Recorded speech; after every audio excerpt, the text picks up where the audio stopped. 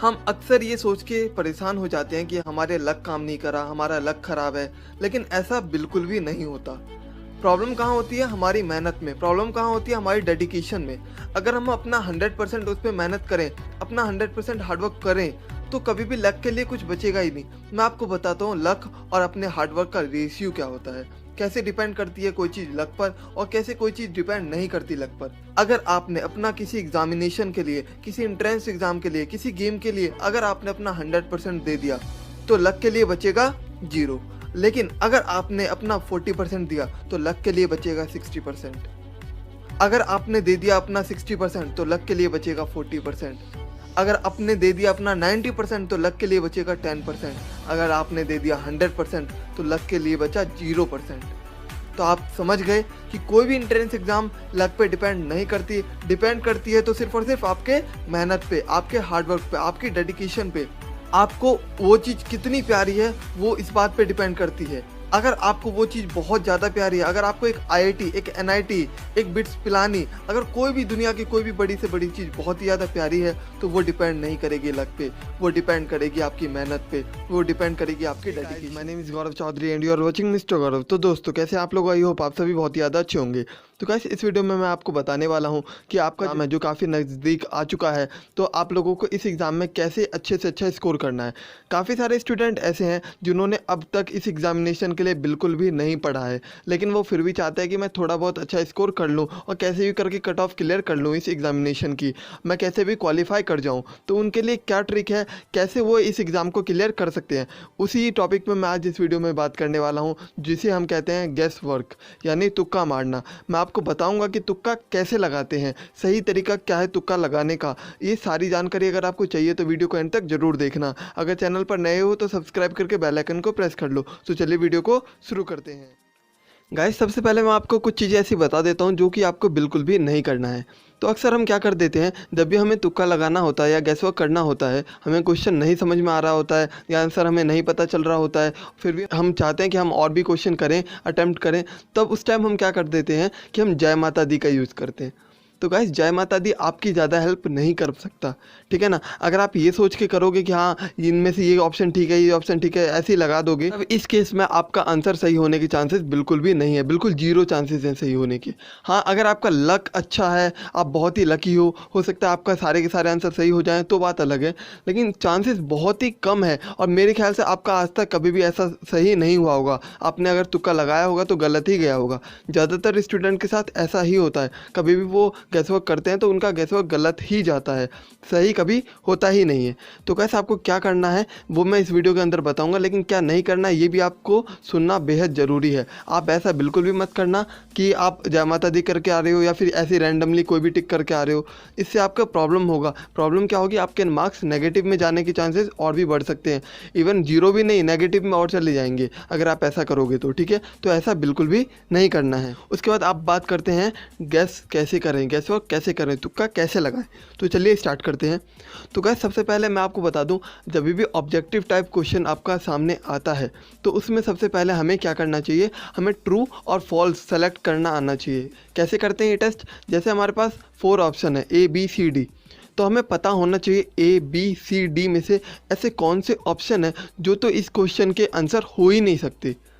इन चारों में से ऐसा कौन सा ऑप्शन है जो इस क्वेश्चन का आंसर बिल्कुल भी नहीं हो सकता, जिसे कि हम एलिमिनेशन मेथड कहते हैं, ठीक है ना। एलिमिनेट करना, कैसे इनमें से कौन से ऐसे क्वेश्चंस हैं, मतलब ऑप्शंस हैं जो इस क्वेश्चन का आंसर नहीं हो सकते। जैसे कि मैं आपको एक एग्जांपल के साथ दिखाता हूँ। हमारे पास ये ऑप्शन है ABCD, ये मैथमेटिक्स से आपके सामने एक क्वेश्चन आएगा, उसमें आपको दिया होगा ऑप्शन 22, 13, 812 -42। तो ये आपके ऑप्शंस हैं। अब इसमें देखो कि कुछ ऑप्शंस ऐसे हैं जो हमें देख के पता लग रहा है यार ये तो नहीं हो सकता। अब मैं थोड़ा आपको क्वेश्चन सेट करने वाले की सोच बताता हूँ। जब भी आप खुद ही सोचो, आप जब भी क्वेश्चन सेट करते हो कोई या कोई टीचर सेट करता है तो वो क्या करता है, पहले वो ऑप्शन को रखता है जो एकदम नियरेस्ट हो, मतलब आंसर के एकदम नियरेस्ट आंसर जो होते हैं ना, उन ऑप्शन को ही फॉर्म करने की वो कोशिश करता है। ऐसा कम चांसेस हैं कि वो बहुत ही दूर दूर के आंसर लिखे। यानी अगर कोई ऑप्शन लिखा हुआ है, जैसे इसमें लिखा हुआ है 22, 13, 812 और -42, तो गाइस 22 और 13 ये थोड़े आसपास हैं, 812 बहुत दूर हो गया, -42 ये भी बहुत दूर हो गया, ठीक है ना। तो ये दोनों आंसर यानी सी और डी जो ऑप्शन है ये सही होने के चांसेस बहुत ही कम है। मैं ये नहीं कह रहा हूँ कि ये सही नहीं है, मे भी हो जाए सही, लेकिन चांसेस बहुत ही कम है इन दोनों के सही होने के। अगर आप पूछोगे कि इनमें से अगर मेरे को नहीं पता कि कौन सा आंसर सही है तो मैं किस पे टिक करूं, तो आप ए या बी में से किसी पे टिक कर सकते हो, ठीक है। तो आपका ऑप्शन मतलब क्वेश्चन सही होने के चांसेस बढ़ जाएंगे। सी और डी के सही होने के चांसेस काफ़ी ज़्यादा लो हैं। तो ये होता है हमारा एलिमिनेट मेथड या एलिमिनेशन मेथड। हमें एलिमिनेट करना बिल्कुल ही आना चाहिए, किस तरीके से हमें एलिमिनेट करते हैं। इसी को हम ट्रू फॉल्स मेथड भी कहते हैं कि हमें ट्रू और फॉल्स करना आना चाहिए कि ये ऑप्शन हो सकता है, ये ऑप्शन नहीं हो सकता। जैसे यहाँ का ऑप्शन ए बी को हम टी बोलेंगे और सी डी को हम एफ, ठीक है ना। T means true, F means false. तो आई होप ये चीज़ आपको समझ में आई होगी। अब चलिए आगे चलते हैं। तो गाइस पहली और सबसे इम्पॉर्टेंट बात तो ये होती है किसी भी क्वेश्चन के लिए उनके कीवर्ड्स। कीवर्ड्स का क्या मतलब है, आपके सामने जो भी क्वेश्चन दिया होगा, कोई भी क्वेश्चन अगर आपके सामने दिया हुआ है तो उनमें छोटे छोटे कीवर्ड्स होते हैं। जैसे मैं आपको बताऊं, अगर आपके सामने एक मैथमेटिक्स का क्वेश्चन है, अगर वो क्वाड्रेटिक इक्वेशन का क्वेश्चन है, उसमें अगर उसके रूट्स पूछे हुए हैं और ऑप्शंस के अंदर हमारे रूट्स हैं, तो हमें पता होना चाहिए कि हाँ ये इसके रूट्स पूछ रहा है। अगर हम इस रूट को क्वेश्चन के अंदर रख के देखें, सेटिस्फाई करके देखें, तो हमारा आंसर आने के चांसेस बढ़ जाएंगे, सही आंसर तक हम पहुंच सकते हैं। तो ये कीवर्ड्स होते हैं जो हमें पता होना चाहिए। और कभी कभी क्या होता है कि क्वेश्चन का आंसर जो होता है क्वेश्चन में ही छुपा होता है, जो क्वेश्चन पूछता है उसी के अंदर उसका आंसर भी छुपा होता है। तो हमें ये भी पता होना चाहिए कि हाँ ये वाली बात इसने पूछी है और ये वाली बात मुझे क्वेश्चन के अंदर यहाँ पे मिल सकती है, ठीक है। तो ये चीज़ हमें क्वेश्चन से ही पता चलता है। एक और बात मैं बताता हूँ आपको, कभी कभी ऐसा भी देखा गया कि दो क्वेश्चन है हमारे पास, सेम टाइप के क्वेश्चन है, क्वेश्चन का नंबर अलग हो सकता है, एक क्वेश्चन नंबर 1 हो सकता है और एक क्वेश्चन नंबर 20 हो सकता है, किसी भी ऑर्डर में हो सकते हैं। तो कभी कभी ऐसा देखा गया कि क्वेश्चन नंबर 1 का आंसर क्वेश्चन नंबर 3 में, क्वेश्चन नंबर 12 में, क्वेश्चन नंबर 13 में ऐसा कहीं मिल सकता है आपको। तो इसीलिए आपके पेपर में जितने भी क्वेश्चन है उन सभी क्वेश्चनों को आपको एक बार ज़रूर पढ़ना है, ठीक है ना। भले ही रफली पढ़ो, कैसे भी पढ़ो, लेकिन एक बार आप सारे के सारे क्वेश्चनों को ज़रूर रीड करना। रीड करने से आपको क्वेश्चन आएगा और जो बाकी क्वेश्चन है उन तक भी रीच ज़्यादा पहुंचेगी, ठीक है। आपको पता लगेगा कि कौन से क्वेश्चन से रिलेटेड है, या फिर किसी का क्वेश्चन का आंसर आपको किसी क्वेश्चन में मिल सकता है, ठीक है ना। तो ये बात आपको ध्यान रखना है। तो इसी को हम कीवर्ड पे ज़्यादा फोकस रखना कहते हैं। अगर आप कीवर्ड पे फोकस रखोगे तो आपको ये बात समझ में आएगी। अब गाइस जैसा कि मैंने आपको बताया, कभी कभी क्वेश्चन के आंसर ही आंसर छुपा होता है।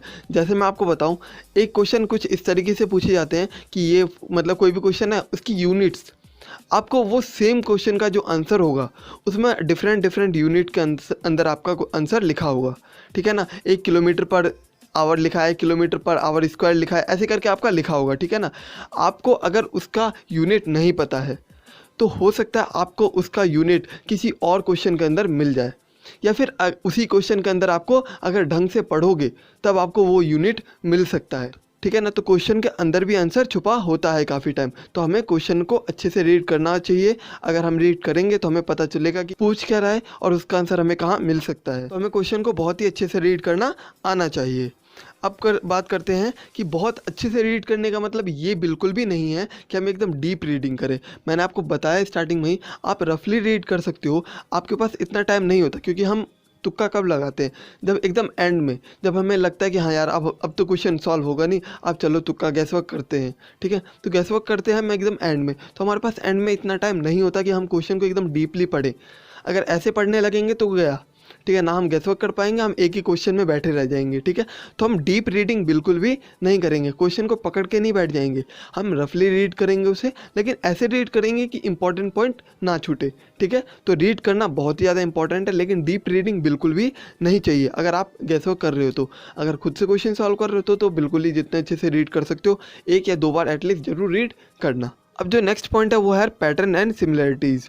तो पैटर्न और सिमिलरिटीज़ के अंदर क्या होता है कि जो हमारे क्वेश्चन होता है उसमें टीचर हमेशा आपको कंफ्यूज करने की, आपको ट्रिक करने की कोशिश करता है। करता क्या है वो कि वो क्वेश्चन के सिमिलर आंसर पुट कर देता है।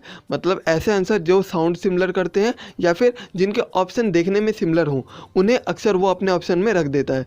उन्हें रख के क्या फ़ायदा होता है कि अगर आपका आंसर आ भी गया सही, फिर भी आप गलत आंसर पे टिक करके आ जाओगे।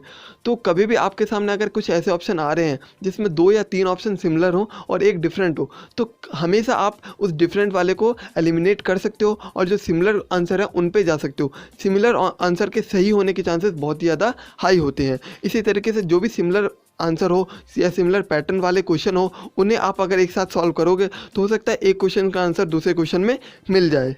तो इसीलिए सिमिलरिटी और पैटर्न पे आपको फोकस जरूर रखना है। जब भी आपको पैटर्न कहीं पे दिखे समझ जाओ इनमें से ही कोई ना कोई ऑप्शन जरूर है।